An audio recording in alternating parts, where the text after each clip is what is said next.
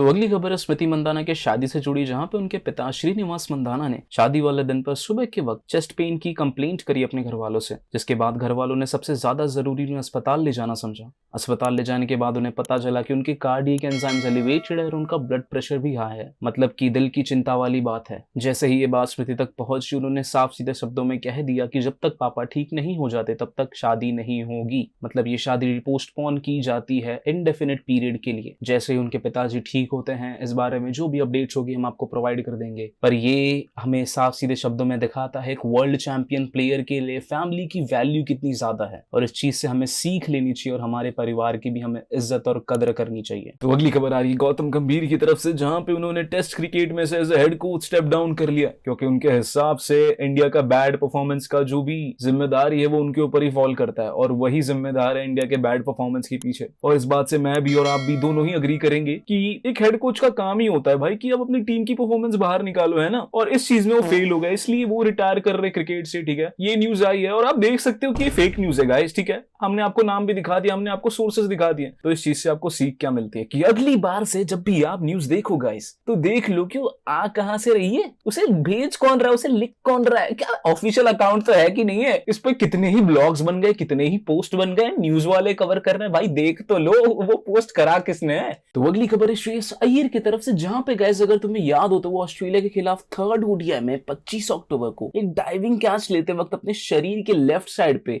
गलत तरह से गिर गए थे, जिस वजह से उनके शरीर में मौजूद स्प्लीन में थोड़ी चोट आ गई थी और इंटरनल ब्लीडिंग शुरू हो गई थी, जिसके बाद उन्हें फटाफट आईसीयू में ले जाया गया और उनका ऑपरेशन शुरू किया गया। एक छोटा सा माइनर ऑपरेशन करने के बाद उनकी इंटरनल ब्लीडिंग भगवान की कृपा से रुक गई, और उसके बाद अभी लेटेस्ट में उन्होंने एक रिकवरी अपडेट डाली अपने इंस्टाग्राम पे, जहां हम उन्हें देख सकते एकदम गाड़ी भगाते हुए, एकदम बाइक चला रहे भाई, एकदम स्टाइल में हो। मैं कह रहा हूं भाई पाकिस्तान खत्म है, भाई पाकिस्तान खत्म है। तो अगली खबर आ रही है स्मृति मंदाना की शादी से जुड़ी, जहां पे उनके होने वाले पति पलाश मुच्छल ने उन पे चीट कर लिया है। ये बात मैं नहीं कह रहा, ये बात रेडिट की पोस्ट कह रही है, जहां पे एक्सपोज जर्नलिस्ट ने इस बात को कंफर्म किया है कि ये शादी बस टली नहीं है, ये शादी परमानेंटली कैंसिल हो गई है, क्योंकि शादी के एक रात पहले पलाश मुच्छल ने किसी कोरियोग्राफर के साथ मिलकर स्मृति के ऊपर चीट कर लिया था। इंस्टाग्राम पर मौजूद ये मैरी डिकोस्टा नाम का अकाउंट काफी वायरल जा रहा है, क्योंकि क्लेम करता है कि वही लड़की है जिसने पलाश मुच्छल के साथ मिलकर स्मृति के ऊपर चीट किया था। इस लड़की ने कई ऐसी स्टोरीज लगाई है जहां पे हमें इसके और पलाश मुच्छल के बीच हुए चैट्स देखने मिलते हैं, जो कि काफी वियर्ड है। और सबसे अजीब बात जो इस रूमर की अभी तक लोगों को लगी है वो ये है कि स्मृति मंदाना ने अपने इंस्टाग्राम अकाउंट से सारे शादी से रिलेटेड पोस्ट डिलीट कर दिए हैं। पर गाइस अभी तक इन रूमर्स का कोई भी बेस नहीं है, ये सारे बेसलेस रूमर्स ही अभी तक, तो उनको वैसा ही ट्रीट करना। तो अगली खबर है स्मृति मंदाना के शादी से जुड़ी, जहां पे उनकी सिचुएशन हमें और भी वर्स होती नजर आ रही है। इंस्टाग्राम पर मौजूद ये मैरी डिकोस्टा नाम का अकाउंट, जो कि काफी वायरल गया था, क्योंकि इसने चैट्स के स्क्रीनशॉट दिखाकर पलाश मुच्छल को एक्सपोज कर दिया था कि देखो ये किस तरीके का बंदा है, जबकि ऑलरेडी रिलेशनशिप में तब भी लड़कियों से किस तरह से बात करता है। उसने कई और नए पोस्ट करे जो कि कुछ इस तरह थे। पहले जो हमारे बीच चैट्स के एक्सचेंज हुए वो अप्रैल 29 और मई 30, 2025 के बीच के थे, और हमारा कॉन्टैक्ट करीब करीब 1 महीने तक रहा था।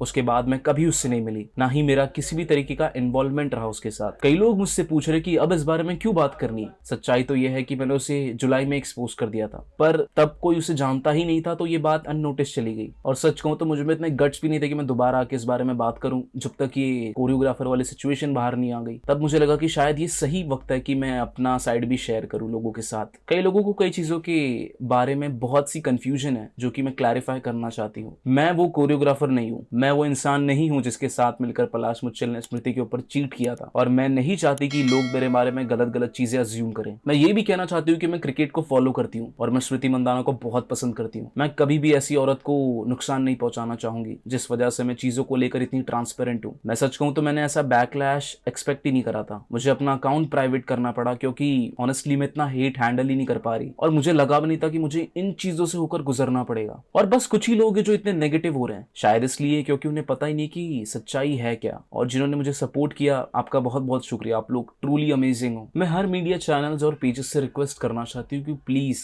रूमर्स फैलाना बंद करिए, और कोई भी मिसलीडिंग मेड अप फैक्ट्स बताना बंद करिए लोगों को, और प्लीज मेरे फोटोज अवॉइड करिए यूज करने से। और कई फेक अकाउंट्स बन चुके हैं मेरे नाम के इंस्टाग्राम पर, तो प्लीज उनके चक्कर में मत पड़ना। फिलहाल के लिए मैरी डिकोस्टा ने इतना ही पोस्ट करा अपने इंस्टाग्राम पर। अगर कुछ और अपडेट्स मिलती है हमें इस न्यूज से जुड़ी तो हम आपको जरूर बताएंगे, इसलिए सब्सक्राइब कर दो ताकि आप मिस ना कर दो आने वाले अपडेट्स।